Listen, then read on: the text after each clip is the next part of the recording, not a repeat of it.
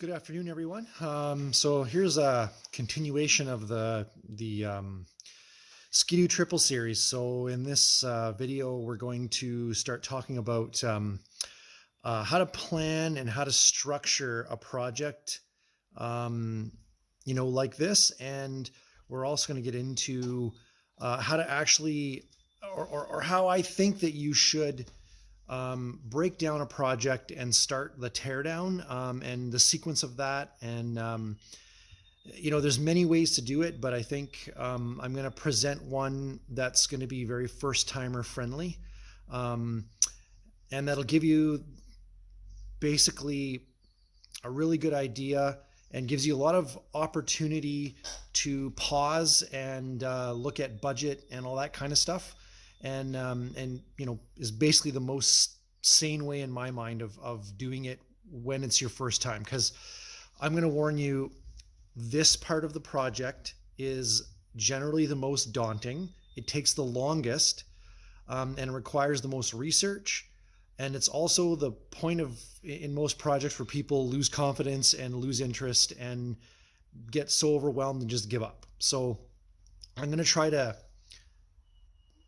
help you avoid that, because once you're over this hump, the rest of it is great. Like, putting the thing together is so fast.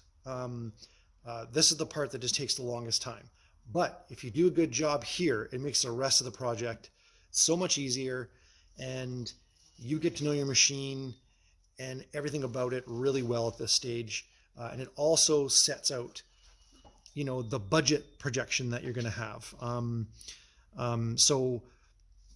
So we'll get into that. Now, the first things that you should do before you even pick up a wrench is make sure that you're prepared. So a few things you need to get right away are, you should have some specialty tools like a harmonic balancer puller. Looks just like this, and bolts go in here. This is for the flywheel magneto. Need it, have to have it. Also a clutch tool, and this is just an aftermarket clutch tool from Royal Distributing and whatnot, and this works for the TRA and the Formula secondary. So it's a combo tool for each, and you can do pretty much everything with it. After that, you need some snap ring pullers, snap ring wrenches. You'll need metric socket sets with extensions, some combination wrenches, a couple pry bars, a set of rollers is nice, and a something to jack the front and back of the sled up. Whether you use buckets or sawhorses, it doesn't really matter. If you've got nice specialty tools, or even a chain fall from the roof of your garage or something like that, that makes it a lot easier. But it's doable with just whatever you can find. And we'll get into what to do and when to do it when it comes time. But my whole thing is I'm trying to ensure that you can do this without having to have an arsenal of super expensive specialty tools. And at worst, a couple $100 in tools is all you really need to tear one of these sleds down and put it back together again. When you get into stuff with the engine, like a piston pin puller and some micrometers and stuff like that to check clearances, you can go and borrow those or rent those from if you have a Home Depot or a Canadian Tire or a Princess Auto or something like that. You can generally go rent that stuff in the States. I'm sure you have equivalent stores. You probably don't have a Canadian Tire, but Home Depot, anywhere that has a tool rental, you can rent that stuff. So no need to spend the big bucks to buy that, because you only need it for one time. Anyway, so to get started, yeah, you need to have some basic tools, like I just said. The next thing you need to do is have a build sheet. And what I mean build sheet is, I'm not going to give you an example of one. I'm just going to talk about it, because using somebody else's build sheet will just confuse you. It's just better to have your own, because the build sheet's going to sort of reflect how you're thinking about, how you think and how you organize in your mind. And that's just the best way to do it. But a build sheet is basically going to be first written out, and then you can transfer it to an Excel spreadsheet or something like that. And then to keep better organization and, tally up costs and part inventories and stuff like that. But write everything down, take pictures, make notes. Because if you think, yeah, I'll remember where that funny little screw goes, no problem. Yeah, 2 months down the line, you're going to be sitting there holding it going, I have no idea where this thing goes now or how that was put together. So make notes, take pictures, be cautious of that stuff and take your time. And you'll have a way, way better time putting stuff together in the end. Now, this is if you're lucky enough to have a garage and to have the room, that'll be a good thing. I would recommend somebody doing a build like this. If you don't have a place to store it and a place to work on it, it's going to be very difficult. You need a lot of room when you're tearing things down. You'll need buckets and places to put things and containers that you can label as you're going through this, because you don't want to lose parts. You don't want to misplace things. You don't want to mix stuff up. And that could be a pain in the butt. Trust me, I know. I've lived through it. Back when my garage wasn't as organized as it is now. But yeah, definitely get containers, like Ziploc bags, all different sizes, old coffee containers, whatever, as long as you can label them, and you put your stuff in there and you keep everything in its own section, kind of separated physically, so that, everything stays well organized. That'll make your life so much easier. And other than that, that's pretty much all you need to prep. The next part of this is going to be going through actually how to break things down. When you're looking at your machine, it could be daunting, because a lot of people jump into this going like, oh, it's not going to be so bad. Snowmobile, how hard, how complicated could it be? But then they start looking at all the little goofy parts, like when you pull a suspension apart, and they start just like, oh, it's overwhelming with so much stuff. So this is where you got to get into that mindset of you break down the one very big task into a whole bunch of small ones, and you kind of start from busting the machine down into its subsystems and then breaking down each subsystem. And the reason I do it that way is because you can stop at any time, keep things as they are, not lose track of where you are in your build or in your teardown. And you can take a lot of time to assess each subsystem and see all the parts you need. Now, we're getting into parts. Another thing you should do is I would jump on the Do Talk forums. So www.dotalk.com, and jump onto the forums, onto the triple forum there, and just do some research. Go look through people's build threads, and you'll be able to see and kind of like understand some of the pitfalls they ran into, and how they've structured their builds. And if you're interested in that, also get to know where you can source parts from. So things like, skidoo.com and their parts, you can buy parts, look at the 96, 97, whatever parts diagrams, and you can order parts directly off of there. Some parts are overpriced, but if you can't find them anywhere else, you can find quite a few parts there. A lot of stuff's discontinued, and that's where Facebook Marketplace. So if you're on Facebook, join the FSCK3 chassis, join the Vintage Skidoo forums, join, if you have like a man cave storage wars type group where people sell all kinds of stuff, jump on there, jump on any sled, dirt bike, power sports groups, any model specific Skidoo groups, like used sled groups, whatever, jump on any of them in your local or national area, and utilize those, because those will be lifesavers for you. As well, eBay, really good. If you're in Canada, Kijiji, which is kind of like Craigslist in the US, so Craigslist or Kijiji, you can find a lot of good stuff there. Keep in mind, sourcing big parts is an issue. Like bumpers and gas tanks and the plastics and all that kind of stuff, they're just really costly to ship sometimes, especially if you're in Canada. The United States isn't so bad, but Canada's ridiculous to ship stuff. So Just keep that in mind. As well, looking like Auto Trader and magazines and stuff like that. People sell stuff all over the place. So if you can organize like a good, like in your, keep track of it all, but have a good like chunk of online resources that you can source parts from, and that'll help you out big time, especially things like Facebook where you can throw inquiries out and have people respond, because you can find almost anything on Facebook, no matter how obscure. Somebody's going to have it and will sell it for a price.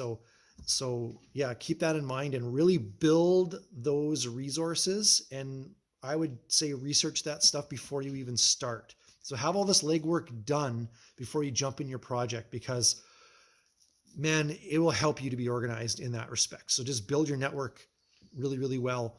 And like, feel free to message me directly.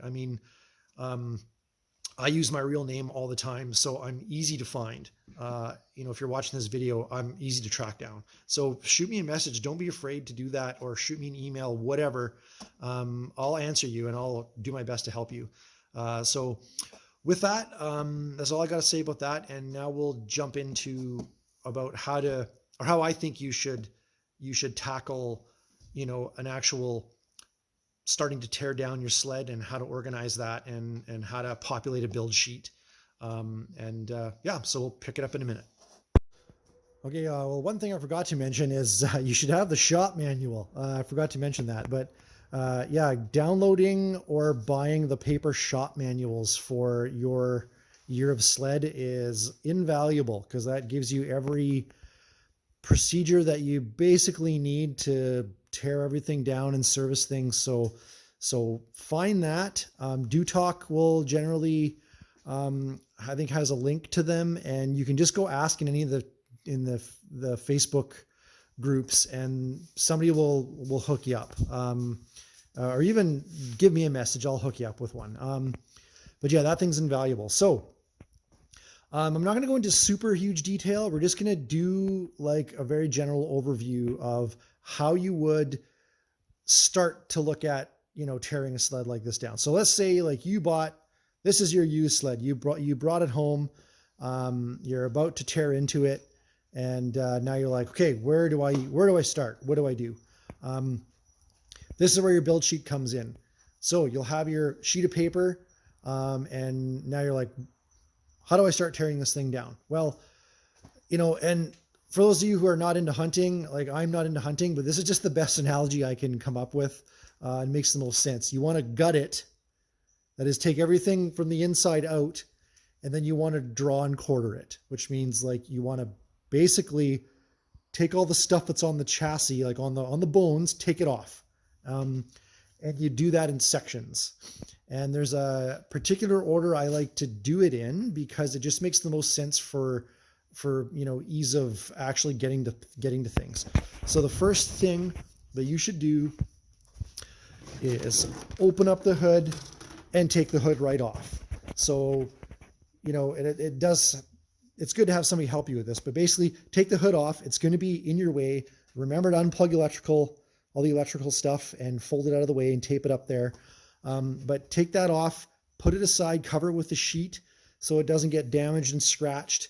And if you can, get a piece of tape and tape the ends so that the hood doesn't like spread out when it's on the ground, because that can crack your paint. So try to keep the hood as together as you can. The next thing is you want to empty all this out. So how do you do that? Well, the easiest thing is to start with the clutches. So pull your belt off, pull your clutch guard off, take your secondary clutch off. Use the water trick. If you don't know about the water trick, look that up. Just Google TRA water trick, and there's videos on how to pop your clutch off without a clutch puller. And it's really super easy. Take your clutches off, and every time you do something, note it in your build sheet. Note the order that you did it in, and make sure that you organize the stuff, put the clutches in a bin, it doesn't matter. Keep it all together and keep it organized, and make sure make notes of what you've done. The next thing I would do is I would take the pipes off. I would take the silencer off and put those aside, put all the springs in a bucket, and keep the stuff organized. Take the air boxes off, take the carburetors off, undo your fuel lines. Make sure you pinch your fuel line shut so you don't get any leaks. Undo your oil line if you've got oil injection, which you probably will, and pinch that to make sure there's no oil leaks. Unplug your electrical harnesses, your main electrical harness to the sled. And, once you're done that, you're going to need to drain your coolant, and you can either suck it out from the top and then drain the rest from the bottom, or just drain it from the bottom and clean it up after type thing. Like slide an oil, we call that like an oil change catch container underneath, and catch all the coolant. You don't want that stuff leaking on the ground, especially if you have animals, because they will lick it up and die. So you want to avoid that. And then, like I said, make sure you're putting things and keeping them organized and keeping them in a place that's safe and you're not going to get damaged. Then pull your engine out. So it's just 4 bolts. Take off all your hoses and everything. Make sure your engine, there's nothing connecting other than the 4 mounting bolts. Take those mounting bolts off, pull that engine out, and keep everything together. Don't take the engine apart. Don't start any of that stuff yet. So then what you're going to have is essentially something like this. There's like more stuff taken out of this one, but you'll get the idea. Like, you'll still have your coolant and stuff hooked up. There'll still be your fuel pump down there or down here, depending on what year.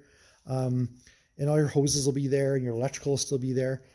At this point, you don't need to go any further right now under the hood. So what you want to do is now you want to move and get your rear suspension out. So that's the next thing I would do. So the next thing, jack the back of the sled up. In fact, don't jack it up yet. Take the bolts out. So if you have this is the intermediate bogey wheel shaft, the upper bogey wheel shaft. So you can take those bolts out, and that shaft will just drop right down. And then take I would first take the rear mounting arm bolts out, and then the front mounting arm bolts. And make sure you loosen your track tension and slide that rear suspension out. Put your bolts back in with everything so that you don't lose them, and put it aside. Keep it like leaned up against the wall, hang it, whatever. Put it aside. Make sure you take your photos and make notes. The next thing that you should do is remove your front suspension. Now, what I would do is, since you have everything out of here, I wouldn't start taking all this stuff off here. What I would do is I'd take your steering arm, undo the thing, take your steering arm off, undo your shock, undo your stabilizer bar, or your anti-sway bar, sorry. And then I would undo the trailing arm link here. And then underneath, you see there's a bolt there. It's really hard to focus in here. So those bolts under here, they're out of focus, but essentially this bolt here and the one right below it, there's 2 on each side. Undo those. It's going to be a bit of a bugger because you have to put a wrench down under here where the nuts are. But take off the entire trailing arm and radius rods, and everything is just one unit, and that way you don't have to fart around fighting with it on the sled. So what I do is I get a bucket or something and lift the front of the sled up and rest it on the bucket. And then you can get in there and take those bolts out and slide everything off, left and right side. Put it all aside and don't worry about it right now. And then after that, I would go back to pulling the seat off. So take out the bolts. You'll probably snap them. Don't worry. We'll fix those after. Take the seat off, and then that'll expose. Basically, you'll only have the tank and the cowling. You can leave them on for now. I do like to take them off, but to take them off, you have to unplug all the electrical harnesses from. You have to unplug all this electrical and take your brake caliper connection off, and then undo the bolts. Take your handlebars out with all the cables, and then you have to slide There's 2 bolts back there, plus I think they're, yeah, riveted. So they're riveted on. You have to drill these rivets out. I replace those with bolts after, and then slide the whole thing off. And then your gas tank comes off with just, it's just held on by like 2 springs and a retainer. And you can slide the gas tank out, making sure to pinch the connections. So by that time, your sled's basically torn down. And then after that, then you can start, like you've essentially drawn and quartered it and gutted it. Then you can start tearing into the subsystems. So at this point, you want to make sure you have all your parts organized in like separate areas, and you got your build sheet updated. You kind of know what you've done. You're comfortable with what you've done. The next thing that you're going to do is pick something like, I generally like to tear into the engine first if it requires a tear down. So I will go and tear the engine down and make notes of anything that's worn, anything that needs to be replaced. Remember from the last videos, like checking the crank, checking the cylinders, taking note of anything that's abnormal, and then making sure that it's all still in a bin and all still, like really, really organized. I got a section of my garage where I'm able to like keep all this stuff, and I've got bins, and I have like 5 or 6 sleds worth of stuff here, more or less, that's organized. I know where everything is, but yeah, you want to keep it very well organized here. So then the next thing after you've done that, and like, it's going to take you a while because you got to be very meticulous, then you can go and do something like, oh, I'm going to tear down the rear suspension now. So take your rear suspension, put it on the bench, rip everything down, check things like your rails. So here's a rear suspension in here with a bunch of exhaust shrouds, but this is a long track rear suspension. There's a lot of stuff wrong with it, but it's all there. And you want to keep everything together and check everything out, and then make notes. What's worn out? What just needs cleaning? What do I have to buy? So as you do this with your build sheet, you're going to make notes or highlight parts that are required to be bought new.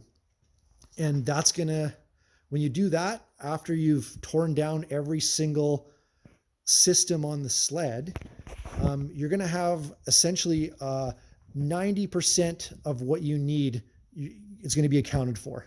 So you'll have a really good idea of what your budget needs to be to build the sled back up again.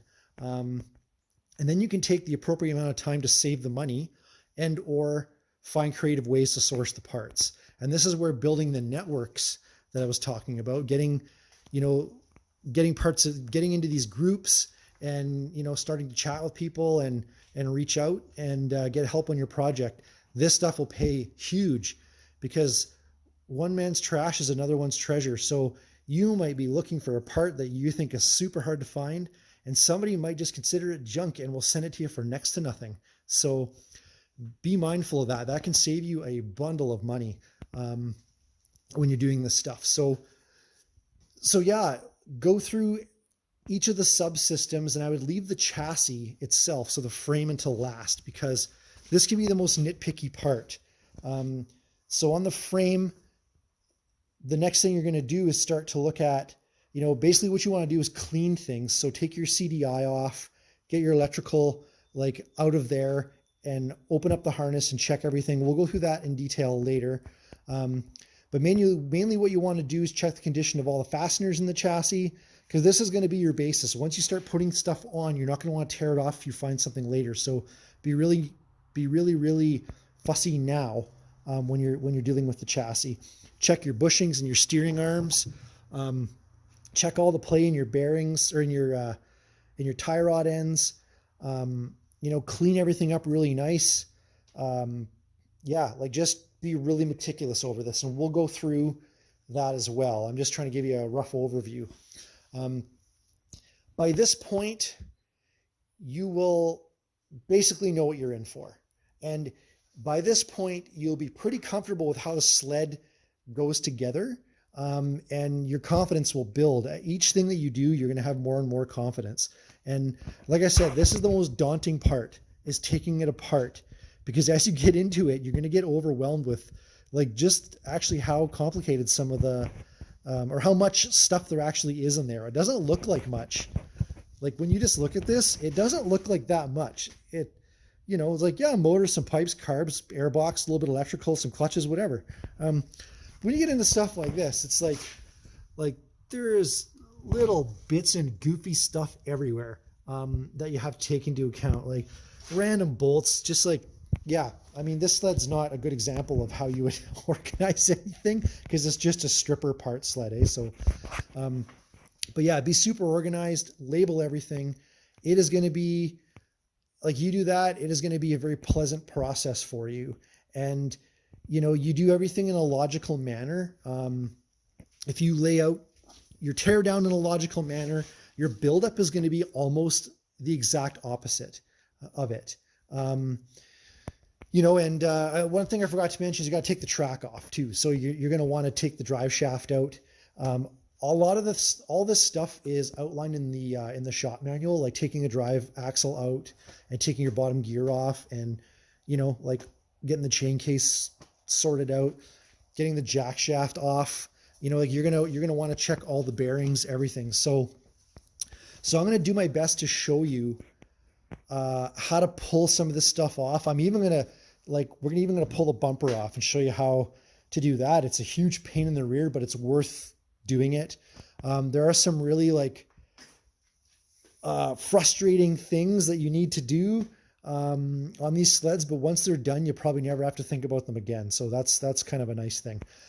Anyway, there's not too much more to say. Once in future videos, we'll get right into the details of every little like subsystem and yeah, because otherwise my videos are going to be like 3 hours long each, so they're already too long. But we'll get into each of the subsystems in future videos as I keep adding to this, and I'll do my best to shoot this stuff in order if I can, and release them in that way. So yeah. Anyway, if you have any questions, just feel free to message me on Facebook, or leave a comment down below. Again, I don't care if anybody subscribes to my channel. If you're watching the video, great. You don't have to subscribe. You don't have to like it. It doesn't matter to me. It's a resource and I hope it's useful for you.